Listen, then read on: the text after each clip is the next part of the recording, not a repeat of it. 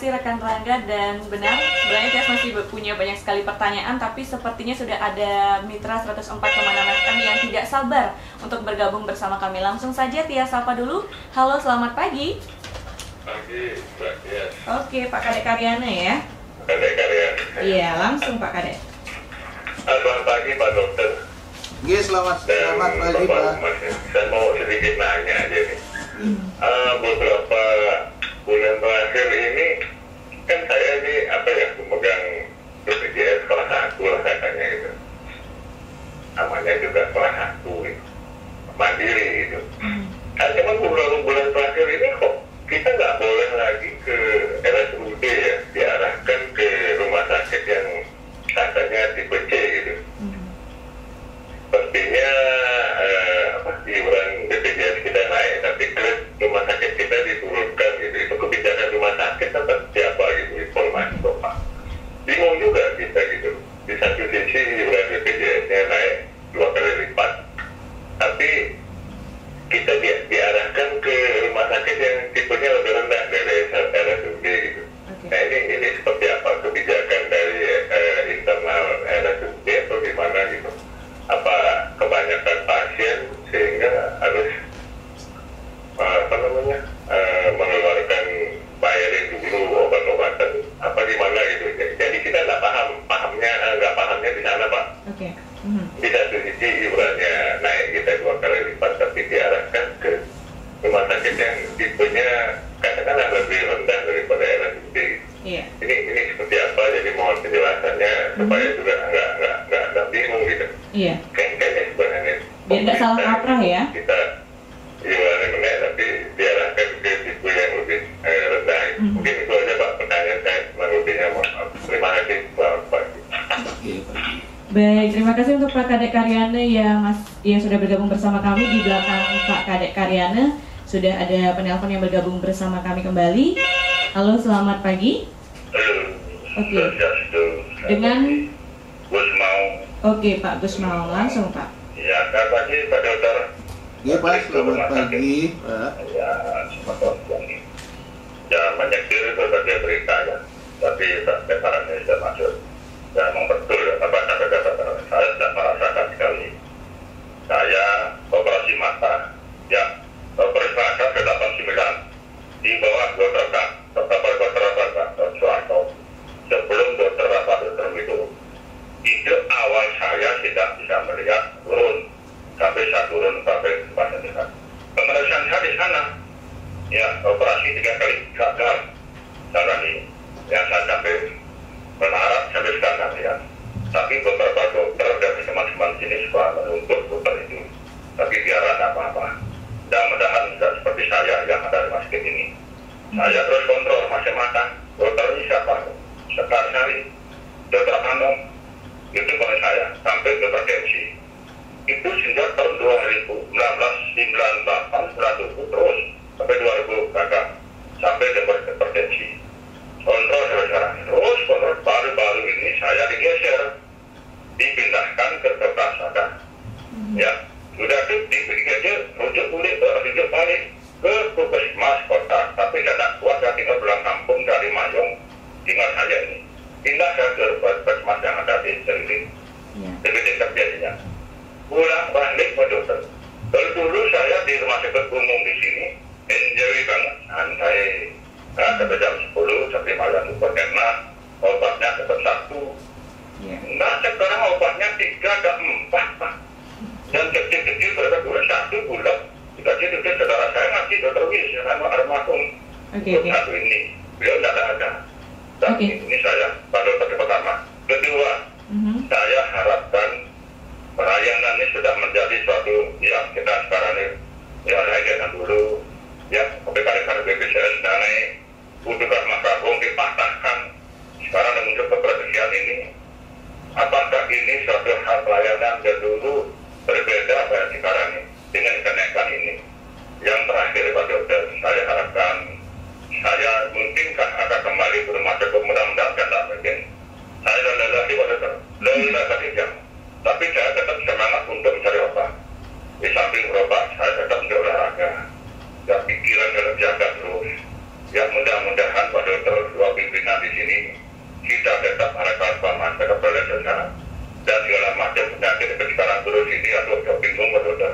Menakutkan sekali, di sana ada informasi satu yang mempunyai sakit internis, kencing manis, jantung. Oke, ada lagi Pak Gusmaung? Nanti dulu. Saya takut Pak Dokter. Saya mengedap salah satu berarti karena kali ini dengan ada virus corona ini kita harus hati-hati. Umur saya sudah lancar, umur sampai 63, 64 kali ini. Iya. Mudah-mudahan Pak Dokter, saya pada takut nih, masyarakat pada takut dengan adanya model-model seperti berita itu. Terima kasih. Nanti saya jawab. Terima kasih Pak Gusmaung di Mayang yang sudah bergabung bersama kami. Di belakang Pak Gusmaung, apakah masih ada mitra 104,6 FM yang ingin bergabung bersama kami? Baik, Tias berikan kesempatan lagi satu penelpon. Halo, selamat pagi. Iya, selamat pagi ya. Oke. Iya, Gung Di langsung. Iya, topiknya apa ini, Pak? Mengenai operasional Rumah Sakit Umum Daerah Kabupaten Buleleng di masa pandemi. Iya. Topik aja ya. Iya. Karena Pak Dokter dan narasumber namanya Kom ya. Iya. Tidak ada apa-apa. Itu wajar aja Pak. Kalau hal-hal seperti terjadi di rumah sakit tidak ada masalah Pak itu. Karena ini namanya Sikon. Bukan di rumah sakit ini aja seperti itu. Mungkin semua rumah sakit seperti itu.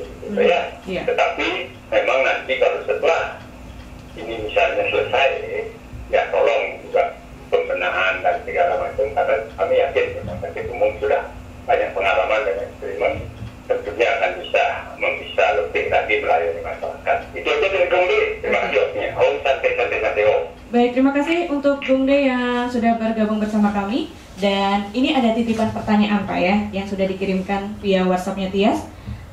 Pemda sendiri sudah menetapkan Rumah Sakit Girimas sebagai perpanjangan dari Rumah Sakit Umum Daerah Kabupaten Buleleng. Untuk hal ini mesti diatur dengan baik nih regulasinya. Alur pelayanannya sendiri bagaimana? Apakah SDM-nya, sarananya dan prasarananya itu, dan terutama nantinya terkait masalah klaim jangan sampai terjadi dispute claim katanya. Itu ya pertanyaan pertama. Ada 3 pertanyaan. Pertanyaan kedua, di tengah pandemi COVID-19 ini RSUD juga mesti selalu berinovasi untuk mempertahankan bahkan menambah jumlah layanan yang diberikan kepada masyarakat. Contohnya itu layanan bedah urologi. Untuk itu mesti tetap bisa dipertahankan. Isunya ini akan resign katanya Pak. Apakah benar seperti itu? Dan katanya sampai saat ini RSUD belum bisa mendatangkan dokter bedah syaraf. Sedangkan ya dari informasi yang Tias dapatkan, dokter bedah syaraf di swasta itu dilihat memberikan layanan di rumah sakit swasta yang notabene rumah sakit tipe C. Nah, bagaimana hal itu? Lalu yang ketiga, supaya pemberi pelayanan lebih bergairah dan bersemangat untuk tetap memberikan pelayanan di RSUD, tentunya income yang mereka dapatkan apakah sudah layak? Jangan sampai ini masih terjadi ya. Jasa dokter di poliklinik masih lebih rendah daripada tukang parkir katanya. Dan sekali lagi, di rumah sakit swasta dengan pelayanan BPJS mereka bisa mendapatkan lebih besar daripada dokter di RSUD. Nah, itu bagaimana tanggapannya Pak ya? Itu 3 pertanyaan titipan yang sudah Tias terima di WhatsApp Tias sendiri. Nanti bisa langsung ditanggapi mungkin. Oke, mungkin bisa langsung Pak. Terima kasih Tias. Jadi mengenai beberapa pertanyaan ini saya coba menjawab ya. Pertama dari Pak Karyana ini memang banyak dikeluhkan alur dari pasien BPJS. Jadi ini kami sampaikan itu adalah kebijakan BPJS. Jadi mereka pasien-pasien yang tidak tidak emergency, tidak gawat, memang harus berjenjang dilayani dari pasien kesehatan tingkat pertama di puskesmas ya. Kalau di puskesmas itu tidak mampu ditangani, itu dirujuk ke rumah sakit kelas D, ke rumah sakit kelas D. Kalau tidak bisa juga ke kelas C, baru ke kelas B. Nah, ini memang banyak dikeluhkan oleh masyarakat terhadap kebijakan BPJS ini. Nah, jadi harapannya seperti sebelumnya, boleh mereka langsung ya ke RSUD Kabupaten Buleleng. Sebenarnya sudah ada peraturan gubernur tentang ini. Nah, ini memang belum berjalan dengan baik, belum diakomodir dengan baik oleh BPJS. Jadi sepanjang rumah sakit itu mempunyai kompetensi melayani itu, sebenarnya boleh masyarakat memilih, tidak berjenjang seperti dikeluhkan oleh Pak Kadek Karyan ini, harus ke tipe C dulu sebelum ke B. Iya. Nah itu, jadi demikian juga Pak Gusmao ini juga mengeluhkan tentang apa namanya harus ke rumah sakit kelas C dulu ya, salah satu rumah sakit swasta di Buleleng. Harapannya boleh bisa langsung ke RSUD. Iya. Ini juga karena kebijakan BPJS sendiri yang harus berjenjang tersebut. Nah, ini banyak dikeluhkan oleh masyarakat.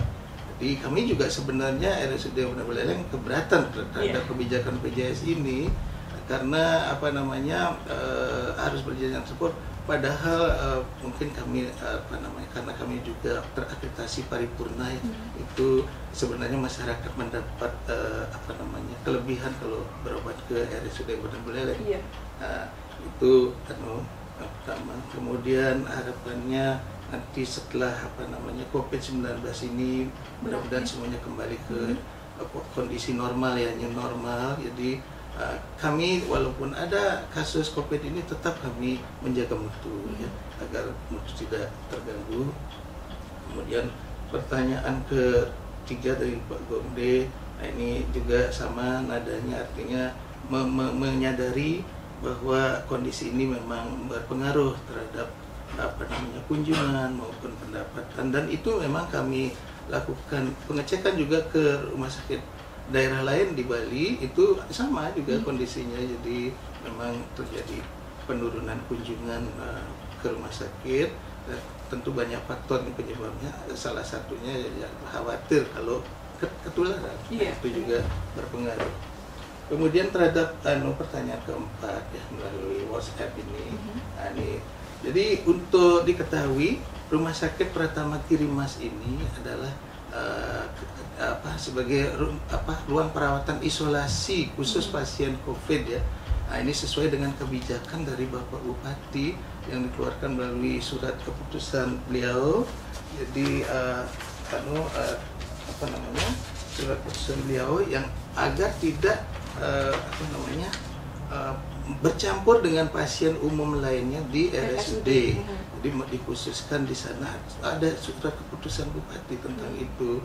Dikhususkan dirawat di Rumah Sakit Pratama Girimas. Nah, sebenarnya tidak ada masalah ya. Kami sudah menjadi satu kesatuan Rumah Sakit Girimas dengan RSUD Buleleng. Sebenarnya Rumah Sakit Girimas kalau mandiri dia belum bisa. Nah, tapi untuk itulah kami dukung dari SDM-nya, para spesialisnya itu juga dari RSUD Kabupaten Buleleng. Kemudian juga sarana prasarananya, jadi laboratoriumnya, ronsennya itu kita yang melaksanakan. Jadi RSUD Kabupaten Buleleng itu memeriksa di awal, kemudian menentukan ini termasuk kasus COVID atau tidak. Kemudian kalau memang ada indikasi COVID, itu dirawatnya di RSP Girimas ya.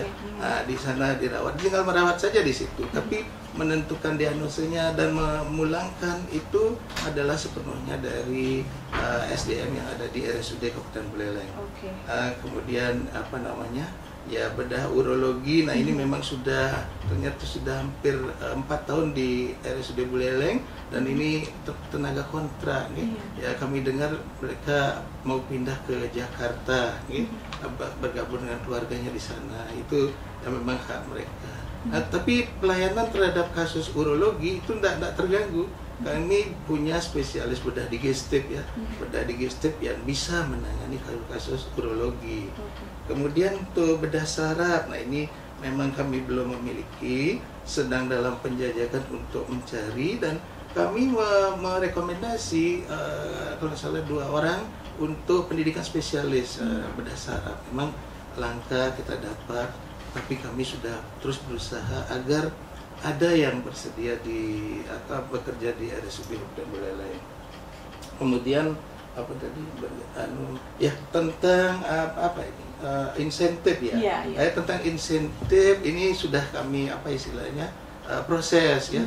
Insentif bagi tenaga kesehatan yang bertugas menangani COVID sudah kami proses untuk insentifnya ya. Itu sampai ke Jakarta. Tapi yang nakes yang non kesehatan itu kami akan ajukan ke tingkat pemerintah daerah. Itu yang dapat kami sampaikan. Terima kasih. Dari Pak Budiarto ada yang ingin ditambahkan? Baik, terima kasih Mbak Matias mungkin menambahkan sedikit terkait dengan apa yang ditanyakan oleh pendengar Radio Guntur tadi. Jadi terkait dengan pasien tidak bisa langsung ke RSUD gitu ya. Sebenarnya ini adalah merupakan terjemahan dari regulasi sistem rujukan nasional kan itu. Ini sebenarnya sudah dari dulu berlaku, cuman untuk pemberlakuan secara sistem atau secara online baru diberlakukan pada akhir tahun 2018 gitu. Sehingga terasa bagi kami RSUD maupun bagi pasien itu pada penghujung tahun 2018. Itu memang sangat dirasakan sekali oleh pasien, banyak komplain ke kami yang menanyakan hal tersebut. Jadi pasien sudah ke RSUD ternyata rujukannya ke Paskes tipe C atau tipe D gitu, sehingga merasa ditimpong seperti itu. Kemudian yang berikutnya mungkin terkait dengan kebijakan, mohon izin Pak Direktur, tentang kebijakan Rumah Sakit Kirikmas sebagai perpanjangan RSUD Kabupaten Buleleng itu.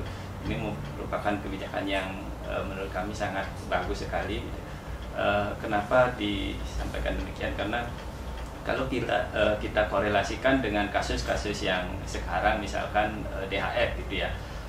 Kasus DHF pasien meninggal itu untuk saat ini relatif tinggi gitu. Itu kemungkinan karena adanya pandemi COVID ini. Jadi masyarakat merasa takut atau psikologisnya tidak bagus untuk dirujuk ke RSUD gitu. Sehingga dengan diisolasi atau diberikan tempat khusus untuk pasien COVID ini, tentu pasien-pasien yang non-COVID seperti demam berdarah atau DHF ini akan cepat untuk melakukan keputusan, oh nggak apa-apa, aman kok di RSUD, nggak ada pasien COVID di sana, sehingga secara psikologis memang membangun masyarakat yang non COVID ini, biar tidak takutnya berlebihan. Iya gitu, betul, ya. Secara psikologis seperti itu. Oke, jadi itu ya, agar masyarakat itu tidak terlalu parno lah istilahnya kalau untuk ke rumah sakit. Kalau emang darurat ya langsung saja, tidak masalah seperti itu. Nah, terkait dengan tadi banyaknya keluhan dari masyarakat yang tidak bisa langsung ke RSUD tapi harus dirujuk, seperti tadi Bapak bilang, seperti bola pingpong ya, dioper ke sana kemari. Apakah hal itu juga mempengaruhi pendapatan dari RSUD-nya sendiri, Pak? Tentu, jadi ini sangat berpengaruh nih, karena pasien yang semestinya bisa ke RSUD langsung ini ditangani dulu di rumah sakit kelas D atau C.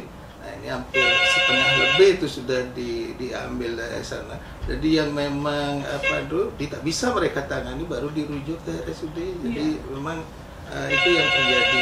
Jadi tentu akan mengurangi jumlah kunjungan dan akhirnya juga jumlah nilai pendapatan juga menurun gitu. Oke, sudah ada yang bergabung bersama kami. Tia sapa dulu saja karena waktunya juga masih ada. Halo. Selamat pagi. Oke, dengan Bapak siapa? Arte Ariante. Oke, Pak Arte Ariante, langsung. Pagi Pak Direktur dengan staf. Selamat pagi Pak. Raja. Kira. Ya dapat COVID ini kan semua lini termasuk rumah sakit, tapi tetap eksis karena menjaga atau melayani masyarakat untuk sehat kan Pak ya, utama. Nah mungkin saya tadi udah ada pertanyaan lewat WA untuk itu. Iya. Saya juga berpikir kira-kira yang mudah-mudahan sudah sarana prasarana BG dan lain-lain manajemen di timur itu rumah sakit pertama ya Dimas memadai, mudah-mudadan mengantisipasi apabila ada hal-hal yang katakanlah merugikan pasien, syukur-syukur tidak terjadi musibah sampai meninggal dari COVID ini, untuk tidak mengklaim kepada pemerintah. Mudah-mudahan kita bekerja atau para tenaga medis atau pimpinan Pak Bupati bisa mengatasi dan bisa menangani perawatan, karena benteng terakhir kan perawatan. Kalau benteng pertama kan hindari kerumunan, harus cuci tangan dan sebagainya. Benteng kedua mendata, mengecek titik-titik rawan. Nah itu mungkin saya tambahkan. Terus yang kedua, waktu ini saya ada ponakan itu ada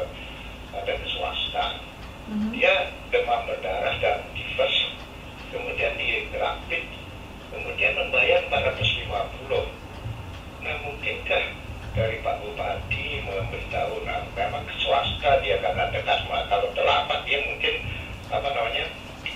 sudah lemes gitu, panas, sehingga kaget, wih dirapit mayat 450. Wih, nah mudah-mudahan ini masukan, jangan sampai ya walaupun swasta bagaimana caranya, apakah dikompensasi oleh pihak apa untuk kepentingan masyarakat, jangan sampai dengan dia bayar kaget sing seger ketima makanya buin kelonel kemunah. Ini mungkin masukan kepada pihak Satgas gotong royong atau Satgas COVID-19 PMK. Oke, ada lagi Pak? Tidak saya tambahkan, terangkan yang masalah BPJS. Kenapa sih BPJS selalu bermasalah sampai mencuat, sampai pernah anggarannya istilahnya itu tidak terpenuhi atau kasarnya mau utang. Manajemen di APBN itu gimana sih mengaturnya? Itu mungkin BPJS Buleleng bagaimana, jangan sampai dibilang akal-akalan jasa dokter kedenan BPJS jenikan dari uang parkir. Nah itu mungkin kesan-kesan di luar. Om Santi. Baik, terima kasih untuk Pak Narte Arianto yang sudah bergabung bersama kami di 23455. Sepertinya sudah tidak ada lagi yang bergabung bersama kami di belakangnya Pak Narte. Mungkin bisa langsung. Oke, lagi satu penelpon Pak ya? Gak masalah. Oke, lagi satu penelpon saja. Halo, selamat pagi. Halo, selamat pagi. Dengan Bapak? Mbak. Oke, Pak Angga langsung Pak. Anggas, Oke, Pak Anggas, iya. Ya, selamat pagi Pak Anggas.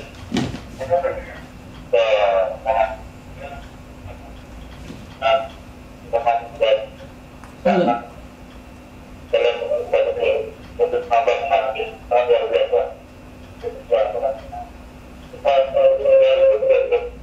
Mohon maaf Pak Anggas, mungkin volume radionya apakah bisa dikecilkan dulu agar suara Pak Anggas terdengar jelas di sini?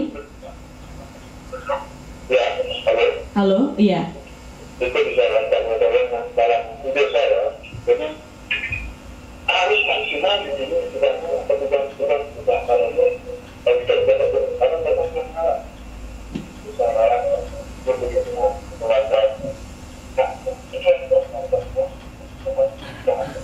Halo.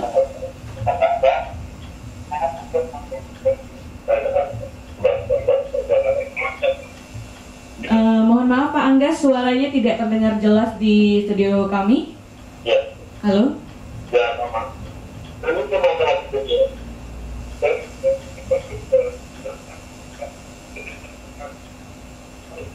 Halo.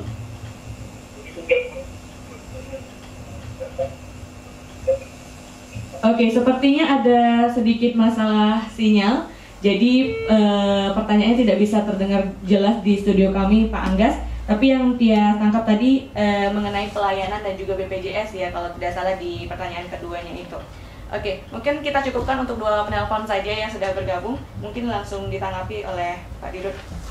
Terima kasih, Dias. Jadi mengenai pertanyaan Pak Narte, ini mengenai operasional di Rumah Sakit Giri Mas, ini memang menjadi tanggung jawab kami dari RSUD Kabupaten Buleleng sesuai dengan SK Bapak Bupati bahwa manajemennya ditangani oleh RSUD Kabupaten Buleleng, termasuk kelengkapan APD, termasuk konsumsi bagi petugas, termasuk juga konsumsi bagi pasien, cleaning service untuk desinfeksi juga kami yang menangani di sana. Jadi sementara ini untuk APD mencukupi ya. Jamping itu juga kami sampaikan di sini bahwa pemerintah Kabupaten Buleleng melalui Bapak Bupati juga memberikan bantuan berupa dana BTT, bantuan biaya tak terduga itu periode pertama bulan Mei kemarin itu 1,1 miliar itu sudah disetujui. Kemudian di periode kedua kami juga sedang mengusulkan 1,2 miliar Jadi dalam rangka untuk memenuhi kebutuhan operasional khusus penanganan COVID. Ya misalnya pengadaan APD, gaun atau baju hazmat itu, kemudian juga masker, handsun, headcap dan sebagainya ya, termasuk untuk steril, untuk desinfeksi, kemudian juga untuk obat-obatan, ya, vitamin itu juga, kemudian juga untuk makanan ya bagi petugas yang menjaga tenaga medis maupun pagi untuk pasien. Jadi itu dibantu dari pemerintah Kabupaten Buleleng yang sangat peduli. Kemudian juga kami dapat bantuan dari provinsi berupa alat rapid test, kemudian untuk swab ya. Jadi di samping itu juga bantuan dari pusat berupa baju hazmat itu ya, baju astronot itu. Kemudian juga berbagai pihak juga memberikan bantuan ya, berupa APD ya ke RSUD Kabupaten Buleleng. Itu sangat membantu meringankan pembiayaan operasional RSUD yang dimana bulan Maret dan April itu kami tanggung sendiri, tapi bulan Mei sudah banyak sekali mengalir bantuan-bantuan sehingga sangat meringankan beban RSUD.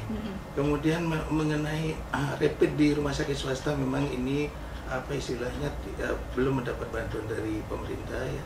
Nah, ini memang diusahakan sendiri, memang itu menggantikan biaya pengadaannya mungkin begitu di rumah sakit swasta ya, sehingga dikenakan biaya ini mudah-mudahan nanti kiranya bisa dibantu sehingga tidak tidak dikenakan biaya. Kalau di RSUD Buleleng sama sekali tidak dikenakan biaya. Berarti kalau di RSUD ada pasien yang diperkirakan berpotensi terkena COVID, itu di rapid tidak terkena biaya? Tidak kena biaya. Jadi kalau di RSUD Buleleng tidak kena biaya ya.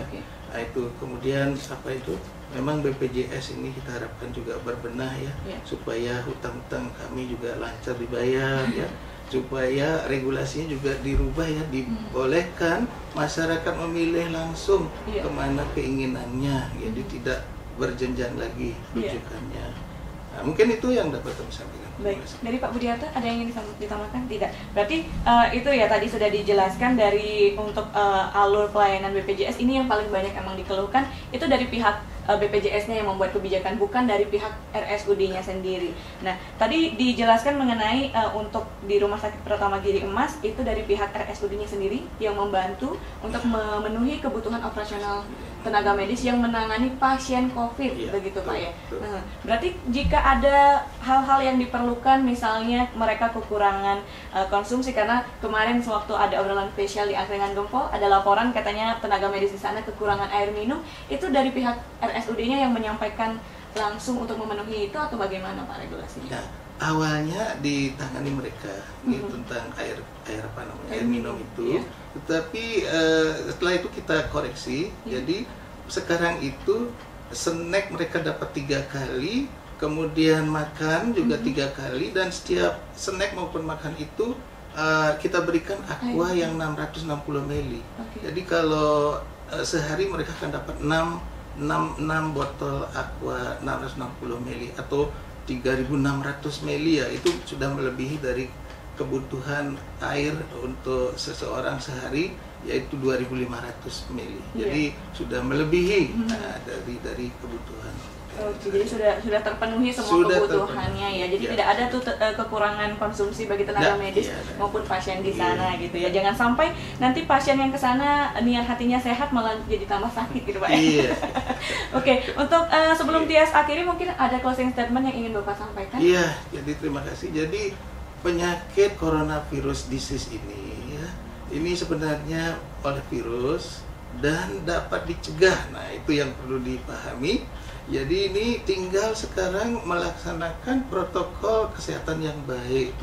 Jadi misalnya pakai masker, cuci tangan sering ya, minimal 20 detik per kali cuci tangan. Kemudian jaga jarak, berperilaku hidup bersih sehat ya. Seperti misalnya makan makanan bergizi, istirahat cukup, olahraga. Nah, itu lakukan. Nah, karena dengan melakukan PHBS ini daya tahan tubuh kita tinggi, naik ya. Nah, karena virus ini bisa dilawan dengan hanya meningkatkan daya tahan tubuh. Yang meningkatkan daya tahan tubuh itu adalah meningkatkan imunitas meningkatkan kemampuan menangani zat-zat asing, benda-benda asing termasuk virus corona ini akan dilawan oleh daya tahan tubuh kita, imunitas kita. Itu yang perlu dilakukan ya. Jadi karena vaksinnya belum ada, obat spesifik ya antibiotika belum ada. Nah, ini jadi hanya meningkatkan daya tahan tubuh, kemudian melakukan protokol kesehatan. Nah, tinggal sekarang disiplinnya kita semua ya, masyarakat dan kita semua untuk melakukan PHBS dan protokol kesehatan dengan disiplin yang baik. Nah, itu. Oke, baik. Terima kasih Pak Dirut. Dari Pak Budiarto, ada yang ingin disampaikan? Baik Bu, terima kasih. Jadi pada kesempatan yang baik ini kami RSUD Kabupaten Buleleng ingin mengucapkan terima kasih gitu ya atas donasi-donasi yang sudah diberikan oleh para relawan atau baik instansi pemerintah, swasta maupun perseorangan yang sudah dengan kerelaan hati untuk memberikan donasi kepada petugas medis kami sehingga pelayanan COVID di RSUD Kabupaten Buleleng dapat dilakukan secara maksimal gitu. Yang kedua, mungkin harapan kami adalah tidak mudah percaya dengan informasi-informasi yang tidak jelas ya, yang tidak jelas sumbernya. Jadi mohon dikonfirmasi kembali ke instansi mungkin atau kalau di tingkat kabupaten sudah ada website untuk tugas-tugas penanganan COVID, jadi bisa ditanyakan di sana. Nah, terkait dengan pelayanan RSUD sendiri, jika ada keluhan bisa di WA kami atau di SMS, di telepon ke 081 936 666670. Oke. Ya, jadi informasinya biar tidak liar diterima oleh masyarakat, jadi mohon dikonfirmasi kembali. Iya. Baik. Terima kasih. Terima kasih Pak Dr. Budiarto selaku humas dari Rumah Sakit Umum Daerah Kabupaten Buleleng dan juga Pak Gede Wiyartana, Dokter Pak Gede Wiyartana selaku Dirut RSUD Buleleng yang sudah berkesempatan hadir di studio Ngumpul 38 pagi ini. Jadi seperti yang sudah disampaikan tadi, COVID-19 ini dapat kita cegah asalkan masyarakat juga ikut disiplin untuk mengikuti protokol kesehatan yang sudah ada. Demikianlah obrolan pagi untuk edisi hari ini Selasa 16 Juni 2020. Untuk Sobat Guntur yang kelewatan obrolan pagi hari ini, kalian bisa menyaksikannya di YouTube Radio Guntur. Jika Anda suka dengan videonya, jangan lupa di like. Jika ada komentar, saran atau masukan lainnya, bisa ditinggalkan di kolom komentar. Baik, untuk obrolan untuk waktu berikutnya, saya kembalikan ke rekan saya Rangga. Silakan rekan Rangga.